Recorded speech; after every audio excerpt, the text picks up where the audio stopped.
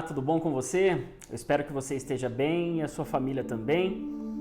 Dando continuidade às exposições sobre os 5 pilares da Reforma Protestante, hoje eu quero conversar um pouquinho com você sobre o pilar chamado Solus Christus, do latim, somente Cristo. E eu quero começar lendo a carta de Paulo aos Colossenses, capítulo 1, verso 13.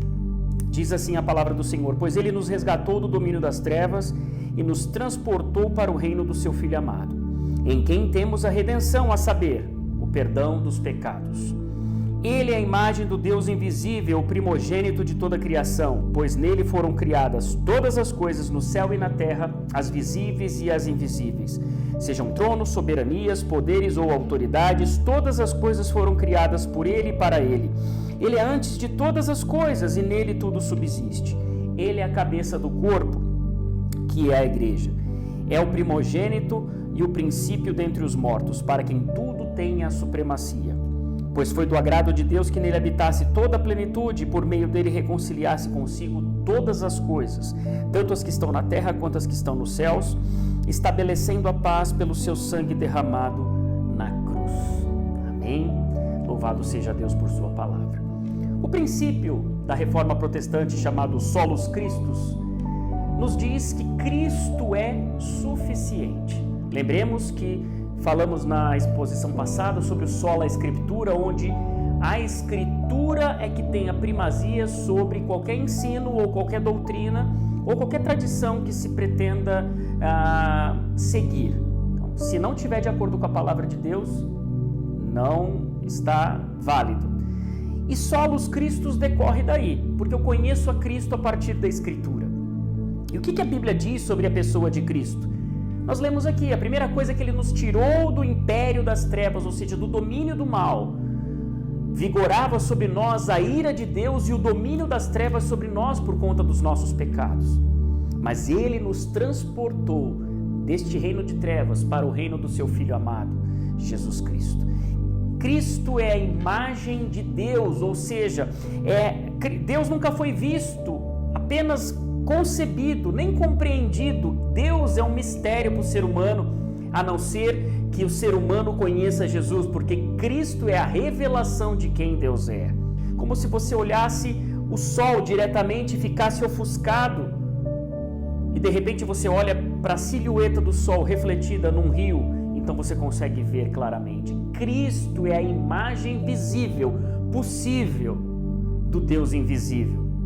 Jesus é o verbo de Deus, ou seja, a palavra criadora de Deus, a inteligência, a sabedoria de Deus, que estava com Deus lá no princípio, antes de todas as coisas, e que era Deus, e que é Deus. Cristo não é um ser humano qualquer, não foi um homem apenas iluminado que passou por essa terra a fim de pregar o amor ou tantas outras coisas boas.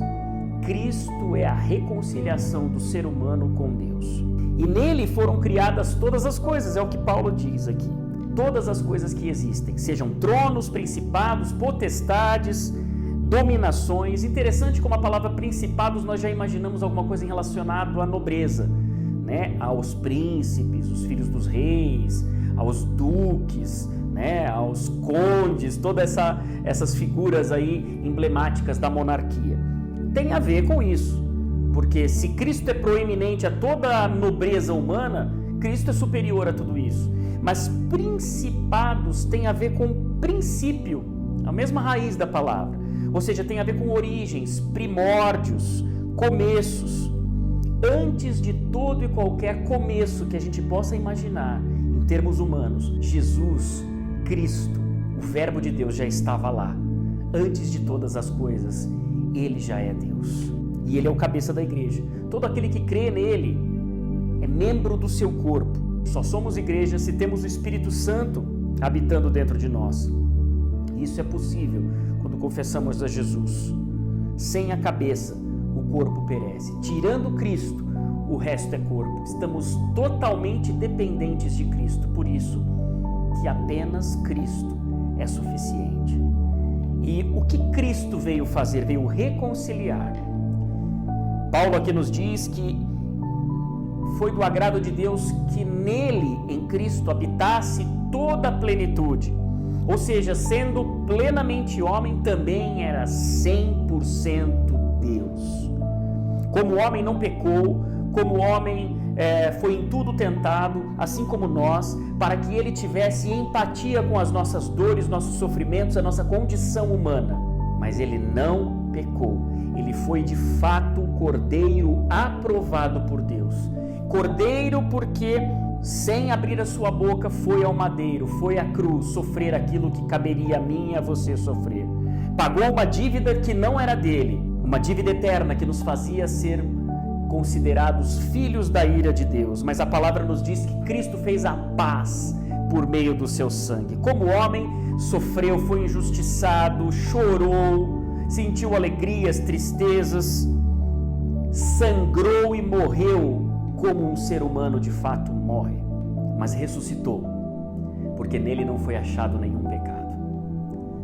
E como o primogênito dentre os mortos, ele foi o primeiro que abriu esta porta da eternidade, a porta da imortalidade, porque a porta que ele abre ninguém pode fechar.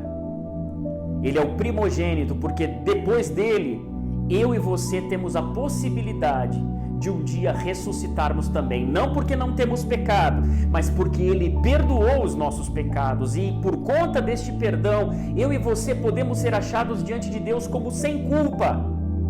Ainda cometemos erros e pecados pontuais, mas nós temos o Espírito Santo, então, que passa a nos incomodar para que nós nos arrependamos. Por isso, em Cristo, Deus reconciliava consigo mesmo o mundo. Por isso o sacrifício de Cristo foi suficiente, definitivo e substitutivo. Suficiente porque não precisa mais de complementação. Não há necessidade de outro sacrifício para expiar o pecado que já foi colocado sobre Cristo na cruz. Cristo morreu pelos pecados de todo o mundo inteiro, diz a palavra do Senhor. Ele morreu pelos pecados já cometidos, pelos pecados que estamos cometendo e por tantos outros que iremos cometer, e de pessoas que ainda nem nasceram, mas vão nascer e vão pecar. Foi suficiente, não precisa de complemento. E ao mesmo tempo validou todos os sacrifícios que eram feitos ritualmente em homenagem ou em antevisão àquilo que ele faria, ou seja, os sacrifícios previstos na lei de Deus. Todavia, depois que Cristo morre, já não tem mais necessidade e nem validade qualquer outro sacrifício que se faça, porque ele é o sacrifício perfeito. E justamente por ser suficiente, é definitivo. Foi definitivo. Não há mais necessidade nenhuma. Está perfeito e acabado. Disse Jesus, está consumado. E esse sacrifício foi substitutivo, foi feito em substituição à minha penalidade e à sua penalidade. É por isso que Cristo é várias coisas. É profeta, porque ele pregou o evangelho, anunciou a salvação, apontou o caminho em que nós deveríamos seguir, ensinou o arrependimento, mas não só isso, Cristo também foi sacerdote. O sacerdote no Antigo Testamento era um intermediário ritual entre Deus e o seu povo. Cristo é o sumo sacerdote perfeito, porque definitivamente e perfeitamente ele fez essa intermediação cabal e definitiva entre nós e Deus. Mas não só isso, Cristo também foi o sacrifício, a própria oferta derramada pelo sacerdote. Cristo foi o cordeiro que foi levado ao matadouro para que sofresse nele a punição que cabia a mim e a você. E ele é rei também, porque no seu reino é ele que governa. Todo aquele que se submete a Jesus Cristo tem sobre si o seu senhorio, e é outra coisa que ele é, o nosso Senhor. Ele não apenas nos salva, mas ele dirige a nossa vida. E Jesus é Deus. Uma afirmação bastante contundente, bastante contraditória para muita gente, absurda para muita gente, mas é isso que nós cremos. Jesus Cristo é Deus, o Deus que se fez homem. Por que nós estamos dando todo esse introito para falar de solos Cristos? Porque a Reforma Protestante foi um movimento de purificação da igreja, como nós já dissemos. Um movimento que trouxe de volta a igreja para os trilhos da palavra de Deus e da reta doutrina. E dizer que pensamos que solos Cristos é somente Cristo significa que qualquer outra coisa que seja acrescentada nós devemos rechaçar em matéria de fé. E aqui eu quero ser bastante didático, mas respeitoso, e não quero que você fique chateado comigo pelas coisas que eu vou dizer agora. Mas nós precisamos dizer pela verdade da palavra de Deus. O que dizem a tradição e o catecismo católico, que foi o motivo pelo qual a reforma protestante veio a surgir. O catecismo diz, em outras palavras, que dificilmente um cristão vai entrar no céu diretamente por falta de merecimento. Então ele precisa se purificar no purgatório antes de alcançar o reino de Deus, até que ele seja encontrado apto. Mas não é isso que diz a palavra do Senhor. Lembremos do trecho em que Jesus está sendo crucificado e ao seu lado está o ladrão da cruz. E aquele ladrão pagando pelos seus crimes e sofrendo uma penalidade cabal, a pena de morte, de crucificação. Ele olha para Jesus e fala: lembra-te de mim quando entrares no teu reino. Jesus fala para ele: passe um tempinho num lugar intermediário até que você seja encontrado apto? Não. Jesus olha para ele e fala: em verdade te digo que ainda hoje estarás comigo no paraíso. O paraíso não é para pessoas perfeitas. O paraíso, o céu, a presença de Deus é para pecadores, mas pecadores que se arrependem dos seus pecados. Basta isso, somente Cristo e nada mais. Outra coisa que nós precisamos dizer que não está de acordo com a palavra de Deus e que afirma os nossos amigos romanos é que Maria teria sido preservada do seu pecado original para conceber a Jesus. Nós não encontramos em nenhum lugar isso nas Escrituras. Pelo contrário, Maria afirma que viu em Cristo a sua salvação e a salvação do seu povo. Portanto, Maria não é corredentora. Todos os méritos são de Cristo. Maria também, como diz a tradição católica e o catecismo, e se não me engano, um dos concílios mais recentes, que Maria teria subido ao céu de corpo e alma. A palavra do Senhor não afirma isso, pelo contrário, ela nos afirma que todos aqueles que morrem em Cristo, que dormem em Cristo, ou seja, que morrem crendo em Jesus, vão para a presença de Deus, aguardando a ressurreição final dos seus corpos, ou seja, corpo tangível vai acontecer quando Cristo vier buscar a sua igreja e os nossos corpos forem transformados e os que estiverem sido mortos ressurgirão para a vida eterna. Todos eles, eu, você, pessoas cristãs que morreram e Maria inclusive. Cremos, nós evangélicos protestantes cremos piamente, Maria está na presença de Deus.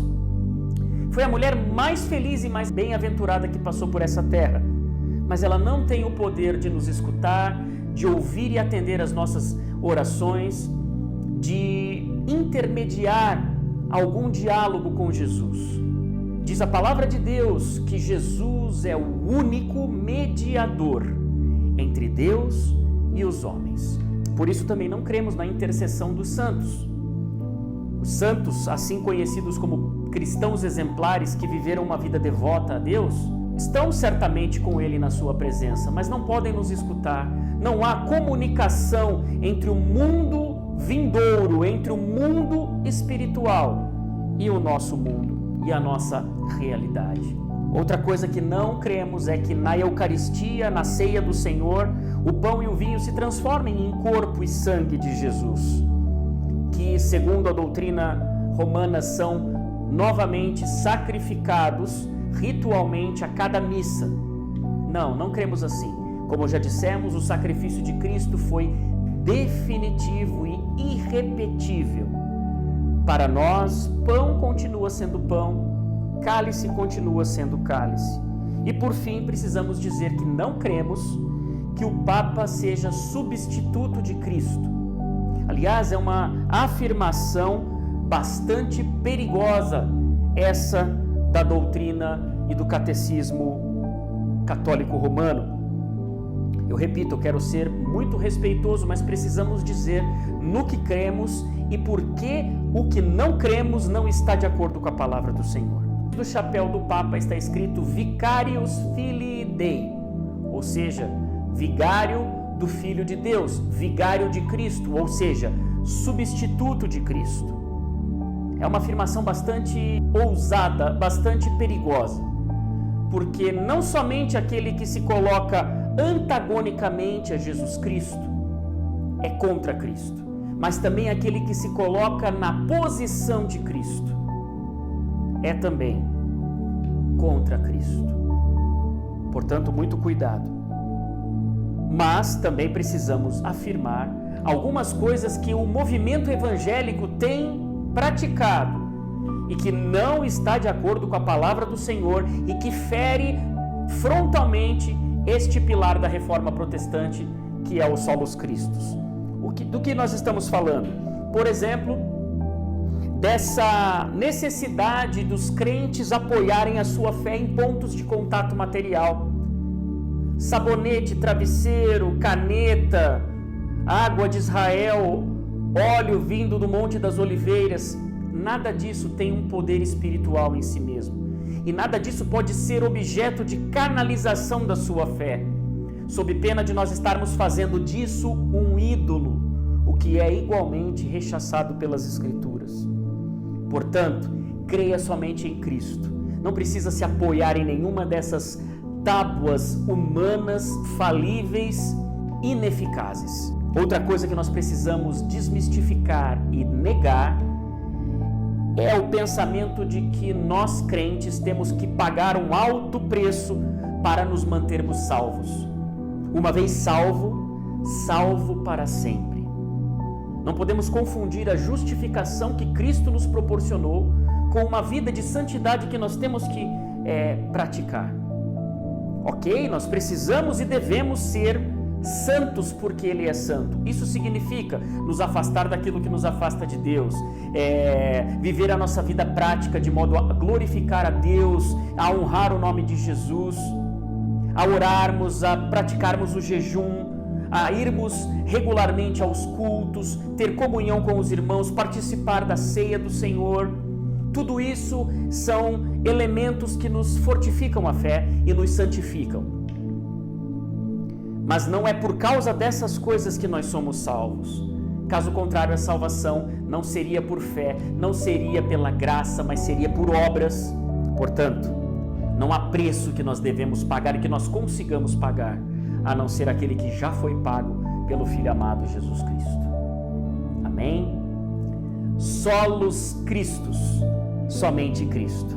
Que Jesus Cristo e somente Jesus Cristo seja o motivo da sua oração e a pedra pela qual você está fundamentado. Que Deus te abençoe em nome de Jesus.